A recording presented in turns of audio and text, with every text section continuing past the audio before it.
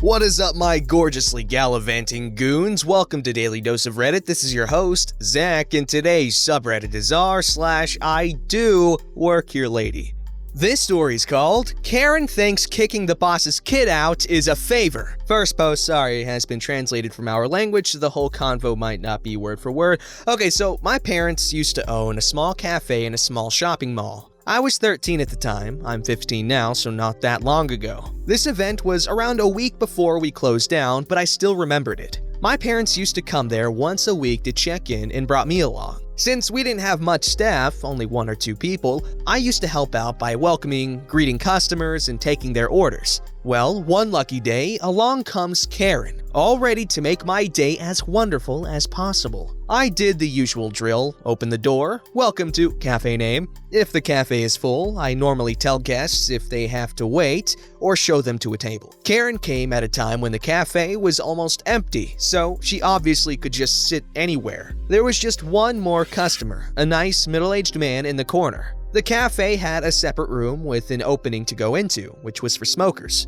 My parents were in there for privacy, but could see me most of the time. Okay, on to the story. Here's the cast. Crazy Lady, that's Karen. There's me, nice man, who was the only customer. Employee, Mom, Dad. I go to Karen's table 1 minute later to take her order. She was seated on a table right next to the door. Are you ready to order, ma'am? She stares dead into me. What? Ma'am, are you ready to order? Kid, I don't got time for your BS. You played around when I came in. Now F off to wherever the hell your parents are before I call someone to get you out. Now, I'm wearing an employee name tag with my name on it, and I'm pretty taken aback by her rude response. Ma'am, I work here. Here, I gesture to my tag. That's obviously fake. Wait till I tell the owner about you and have you banned. I'm friends with him. Okay, so my mom's the owner and Crazy Lady said him, so you get the point. Ma'am, first of all, I do work here and the owners are right here. If you know them, then you can ask them about me. How dare you talk back to me like that? You know what? She grabs my arm. I'll do this place a favor and get rid of you for them. She gets up and drags me out of the door. My parents have a view of the door and see me being dragged out. So do the employees, and they rush over to free me. Let go of him! Let go of my son! He gets me out of her grip. What do you think you're doing? How dare you touch me! I'll report all of you to the owner. I'm best friends with him. I am the owner. Liar, prove it! Slightly gives my mom a hard push on the shoulder. Mall security had been observing from a distance, slowly coming closer. We'll see about that. She gestures for the guards to come here. Crazy Lady, completely ignoring the fact that she saw my mom gesture for the guards. Ha! Let's see you get thrown out for harassing a woman. She then turns to the guards. Please help! They harassed me and pushed me and shoved me, and that little brat abused and talked back to me. Guards, they already saw everything. Sure, let's go talk about it. Crazy Lady, white as a ghost. What? You're gonna throw me out? I know the mall's owner. Same old trick. Oh, Karen. Let's go see him then. He would love to know what you did. I went home with my mom and we left our dad to deal with it since I was having a breakdown and couldn't stop crying. Dad came home and told us the woman bawled and literally fell in front of the manager, who she was taken to, and apologized to my dad a lot and how she was just under a lot of stress. My father couldn't take it that this woman had laid a hand on me and talked with the manager. In the end, they finally agreed on banning her from the mall and let her be on her way. The authorities did show up, but by then the issue was resolved and she was sent on her way. It might be something to laugh about today, but boy, I wish I never see another Karen again. It is an unknown number of years in the future. The apocalypse has occurred, and now we are all facing our judgment before God. God wants to send Karen to hell, but of course she says, "How dare you touch me and send me to hell? I know the owner." This story's called I'm Your Server and the Manager. Checkmate, Karen. I'm not sure if this is inappropriate for this group, as it was clear that I work there, but not in the capacity that the customer thought. But I'll push through. I'm in mobile, so all the obligatory sorry I'm on mobile. A few years ago, I started serving at a family-owned restaurant in my town. I quickly became close with the owner and the owner's daughter, and helped them with more than just serving. I became head server. Whoa! And then bar manager. Since it was a smaller restaurant, I kept serving because I made way more money that way. We had a special every day for wine. We had a shelf filled with wine bottles. Each shelf was either 15%, 25%, or 50% off. It was a great deal, and typically we sold it for about $5 to $10 more than we were paying per bottle of wine. I don't know if this is well known, but a lot of restaurants upcharge their alcohol quite a bit in order to make a profit, obviously.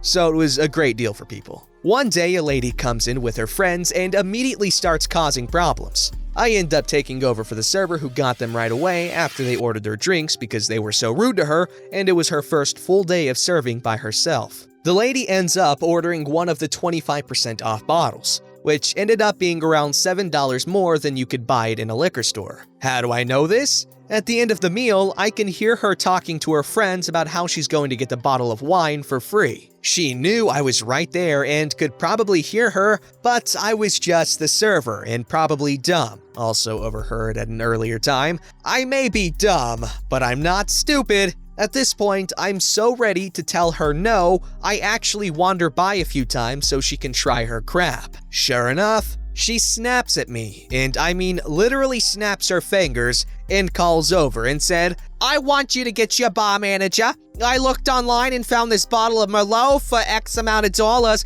and you charged me X amount of dollars plus 7. I'm not paying this ridiculous overcharge, and I also want to talk to them about the service here today too." Now, not to toot my own horn, I was a good server. There weren't many people in the restaurant at the time, so I know I didn't neglect them. I substituted food for them and didn't charge them any upcharges, even though a double-baked stuffed potato costs more than a side of chips, but whatever. She looked at me with such a smug face until I smiled back at her and said, "Actually, I am the bar manager." I've never seen such a comical change in expression outside of a sitcom. She said, "You're the bar manager?"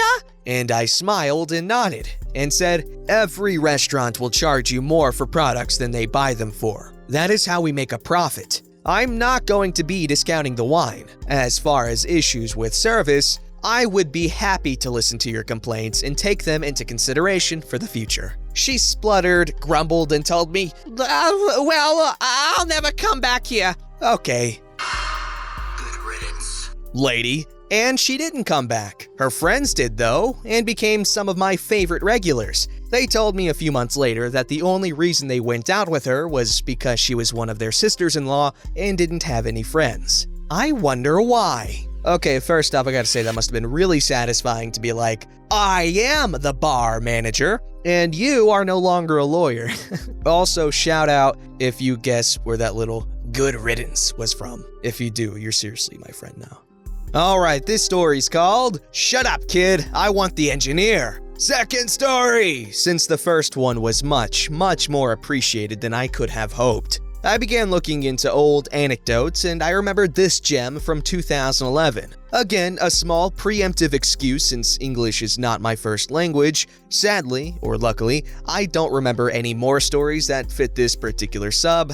That said, here we go! At the time, I was 26, just out of the university with my title and master, both completed by December 2010. Almost immediately, I went into a big engineering company specialized in tall buildings. I was still green with little to no experience in the real world, and by nature, I'm also evasive when it comes to conflict, so I'm not exactly the wise choice when it comes to clash against aggressive or too dominant people. Still, I was able to fake confidence and capable enough to quickly gain the trust of clients. Because of that, I was already managing projects with some degree of autonomy at 6 months on the job. That said, it was November, already very warm weather, Chile, so summer in November, and the office was working at its usual pace. That is, calm, but 2 steps away from total panic. It was morning when my boss called me. Let's call him Ray. He is a great guy, professional, but often a bit dense when it comes to social cues. To this day, we're still good friends despite both not working there anymore. When I arrive at his desk, he pulls out a set of schematics. "Hey, I have a meeting this afternoon with this particular client, but I cannot go. They have some kind of issues, so it's important that someone from the office is there if things go difficult." Difficult? I asked. Yeah, they made a screw up and want to blame us. Still, everything is on the drawings. You shouldn't have any issues. Sure, I'll take it. The meeting came and I went off in the taxi in front of this 22-story office building. The lobby was already finished in floors of black marble and roof in white marble with diffuse white lighting. Round, double-height columns in stainless steel. As I enter, something calls my attention. There are scratches on the floor. Oh, also in the columns. Damn, also in the doors. This is bad. These are telltale signs of horrible construction management. I take the stairs to the 4th floor and the construction auditor, Phil, receives me. He's a large guy with a short beard and stern but amicable face. So, you are OP? What happened to Ray? Hi, yes, he sent me in his place. Well, we're about to start. Just sit by my side and don't intervene unless it is necessary. Anything I need to know? I ask. He smiles back with a grin. Just wait and enjoy. So we enter this large improvised meeting room. There is electricity, but the floor is still bare concrete and the doors are temporary. The table is enough for maybe 20 people. On the corner there is a small guy with a curved back and sketchy appearance. He could be described as a weasel in office attire. No one pays any attention to my presence as everyone is taking seats. I sit beside Phil, near the middle of the table. The weasel on the far head and the closest head is still empty. That guy's the construction manager. He's blaming us for the screw-up, he says, pointing at the weasel. We wait for maybe 5 minutes with only a rumor of the small conversations in place. Finally, the door opens and a peacock-like office Chad enters. Black trousers, white and pink vertically striped shirts, and big golden sunglasses where a helmet should have been. A large golden watch, kettlebell-sized, completed the image. Sorry I'm late. Let's begin the meeting, Chad announces, I assume for his commanding tone that he is the representative of the owners. After some minimal greeting to all the people in the room by the architect, he gives the word to Chad. I take a glance at Phil. He is expectant. Now, Chad rises from the table, points to the weasel, and the party starts. Explain to me how the heck you forgot to build doors for the elevator's machine room. We are already delayed a month. You made a freaking mess on the lobby, and now we have to demolish a wall so the elevator people can enter. Okay, sir, the weasel answered. First of all, these changes have been asked by you. You asked for the lobby to be left ready while I still have to work with the people there, and you have it fully scratched. How the heck is that my responsibility? Turns out, Chad and the weasel not only were severely unprofessional, but also hated each other with such passion that they had to be put in opposite sides of the table because more than once, they went too close to a fistfight. They discuss screaming at each other for maybe 5 minutes. Chad is fully aggressive and red, attacking relentlessly. The manager, just as his appearance suggests, sneaks in between all the attacks and deflects responsibilities, blaming everything under the sun. The rest of the assistants are just expecting to let time pass quickly and leave. But Phil is happy. He was one step away from having some popcorn. I lean to him and whisper, so they've forgotten access for the machine room? Not only that, but the weasel also declared some construction molds as stolen and they made an investigation. Turns out they are still inside that closed room. What? I ask a bit louder. Hey, kid! Chad addresses me, disrespectively. Shut up! And goes back to the fight. After some more punches back and forth, the weasel is running out of ways to deflect his mistake. He tries one more. But this wasn't our fault. The door was not in the structural engineer's drawings. He forms a smug smile. Plus, Ray didn't even come to the meeting. If penalties are to be applied, it is to them for their incompetence. Boy, that was my cue. I clear my throat but fail in the first impression, entering in a timid way. Well, shut up, kid. The weasel snaps and looks to Phil. Phil, keep your assistant quiet. I decided to make me understood more clearly. I pull the set of schematics, letting them fall heavily over the table and catching the attention of both Chad and the weasel. Over the schematics, I put my construction helmet with the logo of the engineering firm. Silence takes the place. if I may. I now speak in front of a pale weasel and a Chad who internally debates if he should show shame for calling me a kid or do a victory lap around the weasel. I'm actually a structural engineer from company, and Ray sent me as his representation because his schedule was full. Mind if we check what appears on the drawings? Here we are. Yes. As you can see, the door is here, and I think this cannot be attributed to confusion from structural design. I agree, Phil comments with a huge smile. The rest of the table is trying to hide their amusement. I continue. So, that settles it. I can make here a procedure for the demolition and installation of the access, or if you prefer, I can send it approved by Ray by tomorrow. Everyone is silent in a second of contained storm, but Phil isn't done yet. He leans in and puts his hands over the table. Now, we need to see what we will do to recover the supposedly stolen equipment that is still inside the machine room, and what you will do about the 2 workers that were fired this morning. He looks to the weasel, who is just about to melt and escape by the first crack he can. Chad now turns into a raging volcano. He was so furious that his blood pressure could have been measured in atmospheres. You fired people without proof? And then another maybe 5 minutes of berating exploded until the architect, who was supposed to be coordinating the meeting, called for a truce so they could advance with the problems of the electric and water crews. Phil and I were dismissed, but while the door was closing, I could hear Chad screaming again. I sighed, relieved. Truth is, I was shaking a little. What a mess! Nah, this was a quiet meeting, Phil said, smiling. Tell Ray he missed a good one. Pleased to meet you, kid. In the end, the construction was finished with 5 months of delay. Both the Weasel and Chad were fired from their respective companies. Ray just laughed at my story and told me it was good that Chad hadn't tried to punch me because he wanted to fight everyone all the time. I never found those 2 again, but I found Phil on another project 2 years after. Same mischievous old man. To my luck and to this day, I never had another meeting like that dreadful one. Okay, that was a pretty good story. I actually like that one.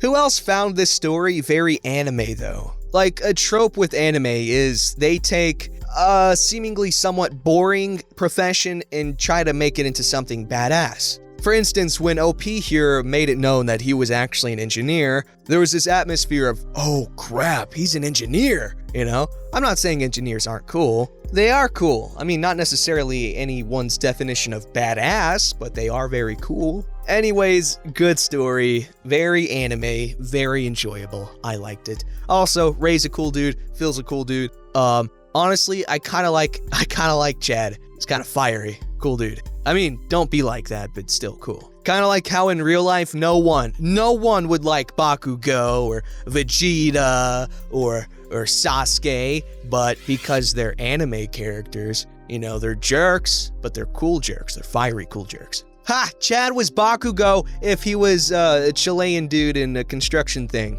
Don't forget to like, subscribe, and hit that bell to never miss an episode.